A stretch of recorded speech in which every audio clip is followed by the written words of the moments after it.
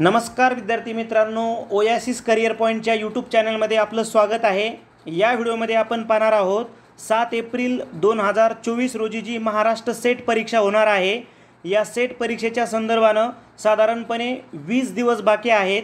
या राहिलेल्या 20 दिवसात नेमकं कोणत्या महत्त्वाच्या टॉपिकचं रिव्हिजन करायचं आहे, ओल्ड क्वेश्चन पेपर कसे ॲनालाइज करायचे आहेत, सराव प्रश्नपत्रिका कुठे मिळतील, हे ओल्ड क्वेश्चन पेपर कुठे मिळतील, या संदर्भानं देखील आपण चर्चा करणार आहोत। सुरुवातीला एका मिनिटामध्ये आपण समजून घेऊया की जी परीक्षा होणार आहे 7 एप्रिलला, या परीक्षेचं नेमकं स्वरूप काय असतं आणि मग आपण पेपर क्रमांक 1 मध्ये आपल्याला जास्तीत जास्त मार्क कसे घ्यायचे, कोणते टॉपिकचं रिव्हिजन करायचं, मागच्या 5 वर्षाच्या प्रश्नपत्रिकाचं ॲनालाइज करून कोणते टॉपिक आत्ता करायचे आहेत राहिलेल्या 20 दिवसामध्ये, या संदर्भानं देखील आपण पुढे बोलूयात। पूर्ण व्हिडिओ बघा जेणेकरून येणाऱ्या एक्झामसाठी तुम्हाला तो उपयुक्त ठरू शकतो। आपण जी परीक्षा देणार आहोत 7 एप्रिल 2024 रोजीची, ही परीक्षा असते 300 गुणांची परीक्षा असते, ज्यामध्ये 2 पेपर होतात।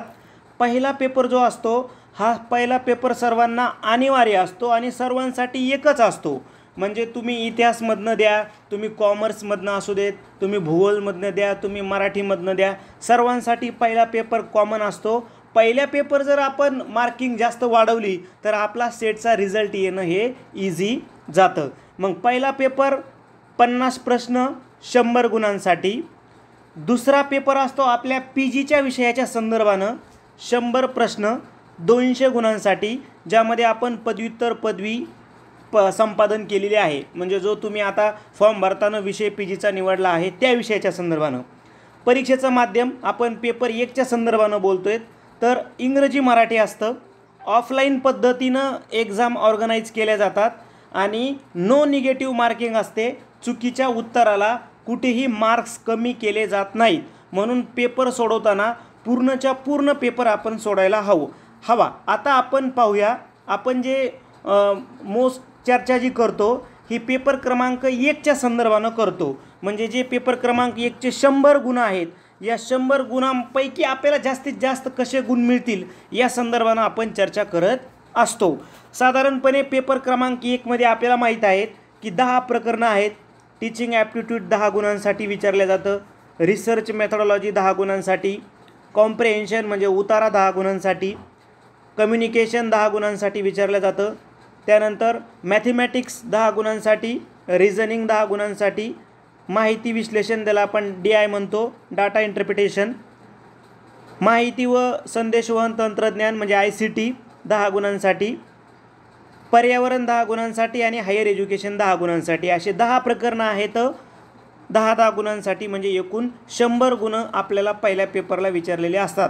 आता सर्वात महत्त्वाचं काय आहे, तुम्ही जर मागील वर्षाच्या 5 प्रश्नपत्रिका ॲनालाइज केल्या, मागील वर्षाच्या जर 5 प्रश्नपत्रिका ॲनालाइज केल्या, आपण जर विचार केला तर मागील वर्षाच्या 12 प्रश्नपत्रिका आपल्या टेलिग्राम चॅनलला उपलब्ध आहेत। तुम्ही आत्ता जरी टेलिग्राम चॅनलला गेले, एक तर टेलिग्राममध्ये डायरेक्ट सर्च करा सेट नेट स्टडी, किंवा या व्हिडिओच्या डिस्क्रिप्शन बॉक्समध्ये त्याची लिंक पण दिलेली आहे टेलिग्राम चॅनलची, किंवा तुम्ही असं जरी सर्च केलं डायरेक्ट सेट नेट स्टडी तरी पण तुम्हाला आपलं चॅनल मिळून जाईल। तिथं आम्ही 12 वर्षाच्या प्रश्नपत्रिका केल्यात। 12 वर्षाच्या ॲनालाइज करू नका, किमान 5 वर्षाच्या प्रश्नपत्रिका ॲनालाइज करा, तुम्हाला समजून येईल की सेट जो पॅटर्न आहे तो तुमच्या लगेच लक्षात येईल की ते बरोबर एका टॉपिकवर दरवर्षी प्रश्न विचारतात। आणि मग आपल्याला का त्या प्रकरणामधले जर 5-6 टॉपिक जर कळले तर आपण तेच टॉपिक जर हायलाईट करून ते जर वाचन त्याचं रिव्हिजन जर केलं तर मला वाटतं तुम्हाला इझी जाणार आहे। यामध्ये पहिलं जे प्रकरण आहे अध्यापन अभियोग्यता, ज्याला आपण टीचिंग ॲप्टिट्यूड म्हणतो। या टॉपिकचे प्रश्न सोडवताना तुम्ही एक स्वतः शिक्षक आहेत, प्राध्यापक आहेत, या भूमिकेतून प्रश्न सोडवायचा असतो। जास्तीत जास्त सकारात्मक उत्तरं देण्याचा प्रयत्न करायचा त्या 4 पर्यायापैकी। पहिल्या प्रकरणाचा जर आपण विचार केला तर यामध्ये बघा, पहिले जे प्रकरणावर 5 प्रश्न तुम्हाला विचारतात 10 गुणांसाठी, यामध्ये अध्ययन कन्सेप्टवर प्रश्न विचारलेला असतो, एक अध्यापनावर एक प्रश्न विचारला असतो, त्याचबरोबर अध्यापन पद्धतीवर एक प्रश्न विचारलेला असतो, एक आदर्श प्राध्यापक तुम्ही आहेत या दृष्टिकोनातून एक प्रश्न असतो, आणि मूल्यमापन या टॉपिकवर हमखास मागच्या 10 वर्षाच्या प्रश्नपत्रिका बघा, मूल्यमापन या टॉपिकवर तुम्हाला एक प्रश्न विचारलेलाच आहे. म्हणून हे ज्या महत्त्वाचे प्रकरणं आहेत, अध्ययन अध्यापन संकल्पना, अध्ययन अध्यापन विविध पद्धती, आदर्श प्राध्यापक आणि मूल्यमापन, हे जर आपण व्यवस्थित करून गेलो तर आपले या 5 प्रश्नांपैकी 4 प्रश्न कव्हर होऊ शकतात. त्यानंतर दुसरं प्रकरण आहे संशोधन अभियोग्यता. यामध्ये संशोधनाचे प्रकार, वैशिष्ट्य, संशोधन पद्धती, संशोधनाच्या पायऱ्या, संशोधन आराखडा या टॉपिकचा अभ्यास करून जा. त्यामध्ये पण हायलाईट जर आपण प्रयत्न केला, परिकल्पनेवर आधारित प्रश्न रिपीट होतात, संशोधनाची तंत्रे या टॉपिकवर प्रश्न रिपीट होतात, संशोधन आराखडा, संशोधनाची नैतिकता आणि संशोधनाची साधने यावर देखील आपल्याला प्रश्न रिपीट होताना दिसतात. अजून डिटेलसाठी आपण पेपर क्रमांक 1चा जो व्हिडिओ आहे अभ्यासक्रमाचं विश्लेषण करणारा, तो डिटेलमध्ये बनवलेला आहे. स्वतंत्र एक व्हिडिओ पण बनवलेला आहे प्रकरणावाईज, आणि एक व्हिडिओमध्ये पण 10 प्रकरणाचं आपण विश्लेषण केलेलं आहे, ते तुम्ही बघू शकता. तिसरं प्रकरण जास्त मार्क देणारं आहे, उतार्यावर आधारित. आकलनावर आधारित प्रश्न सोडवताना अगोदर प्रश्न वाचा. तुम्ही उतारा सोडवताना अगोदर काय करा, फक्त ते 5 प्रश्न जे तुम्हाला विचारतात त्या प्रश्नाचे फक्त टायटल वाचा. आणि तुम्ही ऑप्शन नाही वाचले तरी चालेल, पण टायटल वाचल्यानंतर त्या टायटलमधलं म्हणजे प्रश्न वाचल्यानंतर त्या प्रश्नामधलं जे महत्त्वाचा शब्द आहे तो जर तुमच्या लक्षात राहिला आणि उतारा वाचताना जर तुम्ही त्याला अंडरलाईन जर केली तर तुम्हाला त्याची मदत होईल. यावर एक आपण स्वतंत्र व्हिडिओ बनवलेला आहे, तो तुम्ही व्हिडिओ बघून घ्या. उतारा कसा सोडवायचा, त्याच्या ट्रिक्स कोणत्या आहेत, पद्धती कोणत्या आहेत, अजून कशा पद्धतीनं आपण प्रश्नाची सोडवणूक करू शकतो, सविस्तर चर्चा आहे. तुम्ही आपल्या ओएसिस करिअर पॉईंटच्या यूट्यूब चॅनलवर जाऊन प्लेलिस्टमध्ये जा, सेट एक्झाम, तिथे तुम्हाला खूप मोठे व्हिडिओज सेट एक्झामच्या संदर्भानं पाहायला मिळतील. त्यानंतर संदेशवहन, हे देखील जवळपास आपण पैकीची पैकी मार्क्स घेता येणारं हे प्रकरण आहे. संदेशवहन 5 प्रश्न विचारतात 10 गुणांसाठी.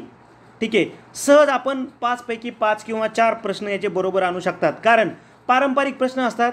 संदेशवहन प्रक्रिया, वैशिष्ट्य, प्रकार, वर्ग संप्रेषण, अडथळे हे टॉपिक महत्त्वाचे आहेत. त्याच्यामध्ये परत आपण मागच्या प्रश्नपत्रिका अनालाइज केल्या तर शिक्षक विद्यार्थी आंतरक्रिया यावर आधारित हमखास, म्हणजे कम्युनिकेशनच्या संदर्भानं यावर आधारित हमखास एक प्रश्न विचारलेला असतो. समूह संप्रेषणावर प्रश्न विचारतात, ते संप्रेषणाचे जे विविध प्रकार आहेत त्याच्यावर किमान 1 ते 2 प्रश्न विचारतात. आणि कम्युनिकेशन आणि टेक्नॉलॉजीच्या संदर्भानं देखील आपल्याला अलीकडे त्यांनी प्रश्न वाढवताना आपल्याला ते दिसत आहेत. ठीक आहे, त्यानंतर नेक्स्ट आहे गणितीय तार्किकता व अभियोग्यता.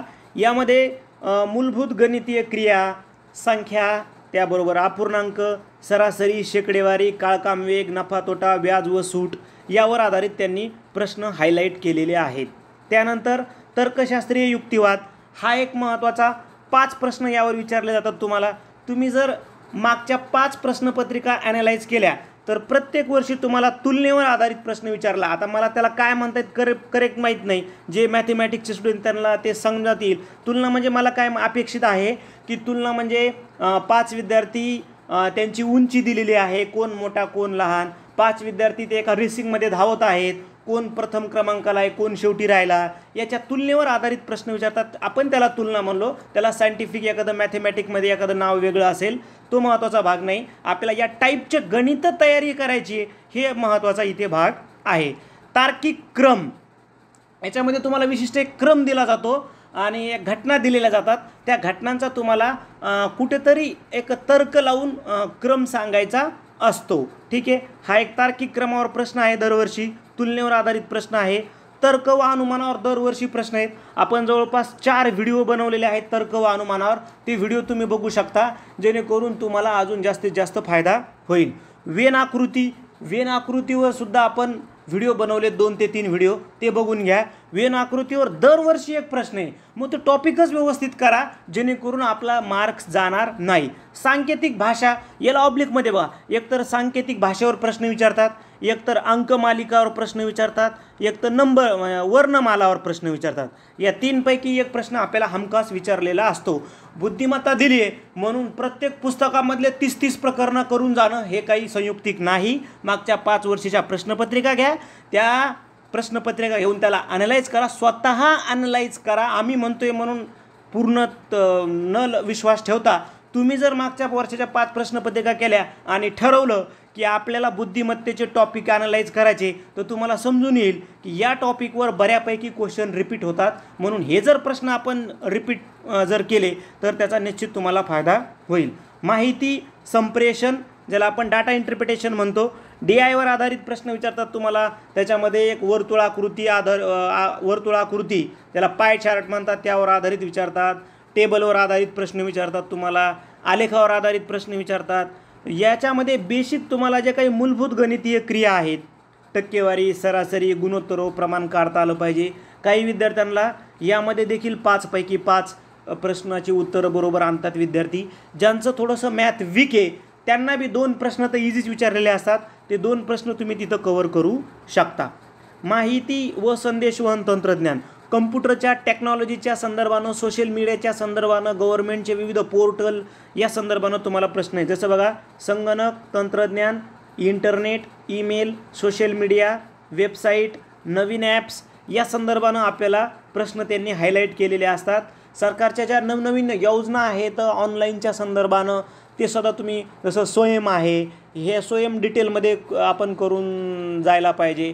म्हणजे सरकारच्या अलीकडच्या ज्या काही नवीन कन्सेप्ट आणल्या सरकारनं टेक्नॉलॉजीच्या संदर्भानं ते आपण करून जाणं अपेक्षित आहे. त्यानंतर पर्यावरणामध्ये पर्यावरण परिषदेवर आधारित प्रश्न विचारतात.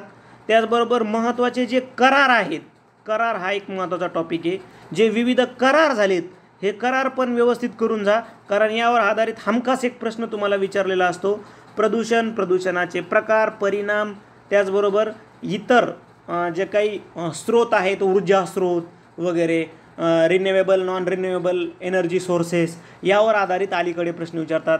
कचरा व्यवस्थापनाच्या पद्धती वगैरे यावर आधारित देखील अलीकडे प्रश्नांची संख्या वाढली आहे. उच्च शिक्षण प्रणाली या हायर एज्युकेशन सिस्टीमवर आधारित प्रश्न विचारले. हे 5 प्रश्न यावर विचारतात. यामध्ये एक पारंपरिक प्रश्न विचारतो प्राचीन भारतातल्या शिक्षणावर, मध्ये वैदिक पिरियडवर आधारित एखादा प्रश्न विचारतात. बौद्धकालीन प्रश्न विचारतात. त्याच्यानंतर जैनकालीन शिक्षण पद्धतीवर प्रश्न विचारतात. मध्ययुगीन शिक्षण पद्धती, जसं मुघल काळातील शिक्षण व्यवस्था, ठीक आहे, यावर आधारित तुम्हाला हमखास एक प्रश्न विचारलेला असतो. ब्रिटिशकालीन शिक्षणावर सुद्धा देखील एखादा प्रश्न विचारतात.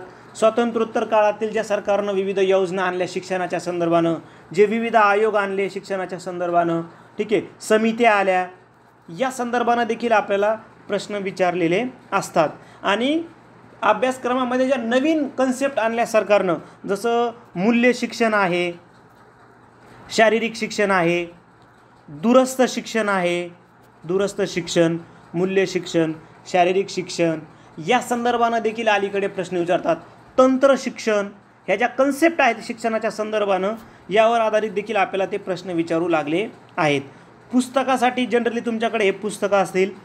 जर तुम्हाला पुस्तक पाहिजे असेल तर के सागर पब्लिकेशनचं डॉक्टर शशिकांत अन्नदाते सरांचं बुक आहे, ज्यामध्ये त्यांनी सिलेबसनुसार ते बुक त्यांनी डिझाईन केलेलं आहे. ते देखील तुम्हाला उपयोगी पडू शकतं.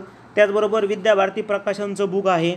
ज्या विद्यार्थ्यांना इंग्रजी बुक पाहिजे त्यांच्यासाठी हे बुक जे आहे पियर्सन पब्लिकेशनचं, मदान सरांचं, हे सुद्धा तुम्ही बुक यूज करू शकता.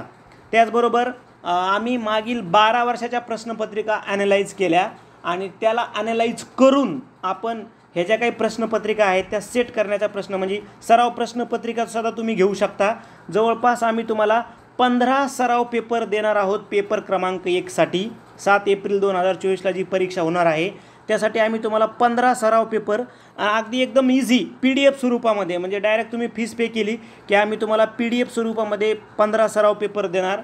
त्याच्या आन्सर की देणार 15 PDFच, आणि त्याचे तुम्हाला व्हिडिओचं विश्लेषणसुद्धा 15 व्हिडिओद्वारे, प्रत्येक पेपरचं स्वतंत्र व्हिडिओद्वारे विश्लेषण करण्यात येईल, जेणेकरून तुम्हाला जिथं जिथं अडचण आहे तिथं तिथं तुम्ही ती व्हिडिओद्वारे सॉल्व करू शकता. म्हणजे 15 सराव पेपर, 15 आन्सर की आणि 15 विश्लेषणाचे व्हिडिओ. त्यासाठी तुम्हाला 500 रुपये फी पे करावी लागेल. 98 23 24 71 91 या नंबरवर फोनपे किंवा गुगल पे करा.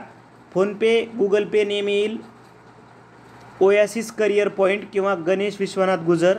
पे केल्याच्या नंतर तो स्क्रीनशॉट तुम्ही या नंबरला पाठवा 98 23 24 71 91. तुम्हाला जवळपास 13पर्यंत म्हणजे 13 प्रश्नपत्रिका तुम्हाला लगेच मिळून जातील। आणि जर तुम्ही हा व्हिडिओ थोडा नंतर ऐकताय 24 मार्चपर्यंत तर जवळपास 14 प्रश्नपत्रिका लगेच मिळून जातील। मात्र 31 मार्चला तुम्हाला 15वी प्रश्नपत्रिका मिळेल। अगदी जे काही पॅटर्न पद्धती आहे पेपर क्रमांक 1ची, अगदी पेपर क्रमांक 1 समोर ठेवूनच मागच्या ज्या प्रश्नपत्रिका आहेत त्या समोर ठेवूनच आम्ही डिझाईन करण्याचा प्रयत्न केलेला आहे। मला वाटतं हा व्हिडिओ तुम्हाला येणाऱ्या एक्झामसाठी निश्चित उपयुक्त ठरेल।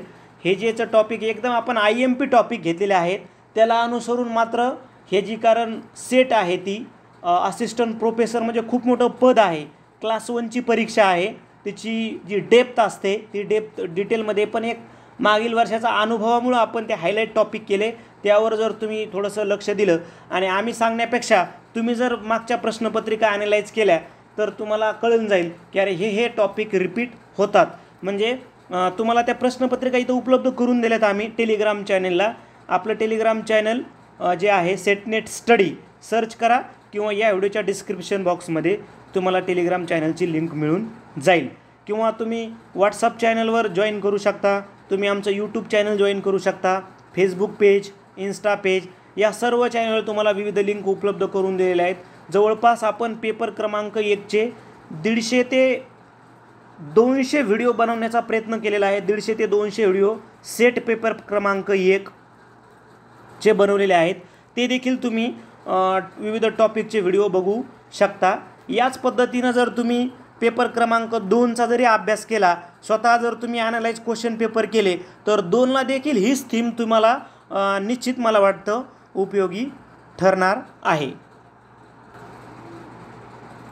अशा पद्धतीनं सर्वांना जी परीक्षा होणार आहे 7 एप्रिलला या परीक्षेसाठी ओएसिस करियर पॉईंटच्या यूट्यूब चॅनलकडून शुभेच्छा देतो आणि व्हिडिओ संपवतो। थँक्स।